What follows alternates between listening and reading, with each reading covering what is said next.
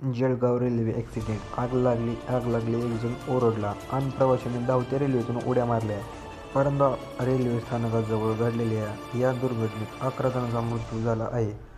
दुर्घटनेनंतर जळगाव जिल्हा प्रशासनातील अधिकारी, रेल्वे प्रशासन आणि कर्मचारी घटनास्थळी दाखल झाले. जखमींना रुग्णालयात दाखल करण्यात आले आहे. जळगावहून मुंबईच्या दिशेने जाणाऱ्या पुष्पक एक्सप्रेसमध्ये आग लागल्याच्या अफवेनंतर घाबरून प्रवाशांनी धावत्या रेल्वेतून उड्या मारल्या. याच वेळी विरुद्ध दिशेने येणाऱ्या बेंगळुरू एक्सप्रेसने उड्या मारलेल्या प्रवाशांना चिरडल्यानं भीषण दुर्घटना घडली.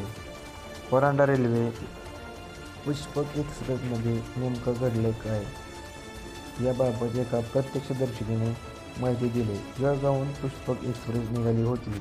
परांडा स्थानकाजवळ येताच ब्रेक दाबल्यानंतर घसरण होऊन ठिणग्या उडतात तशा ठिणग्या उडाल्या.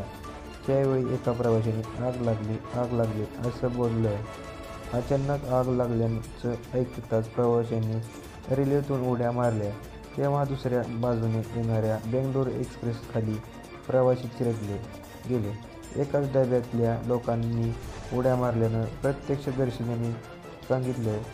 दुर्घटनेनंतर घटनास्थळी भीषण असं चित्र होतं. ट्रॅकवर शिर कापलेल्या, हातपाय तुटलेल्या अवस्थेत मृतदेह पडले होते. मुख्यमंत्री देवेंद्र फडणवीस यांनी ही दुर्घटना दुर्दैवी असल्याचं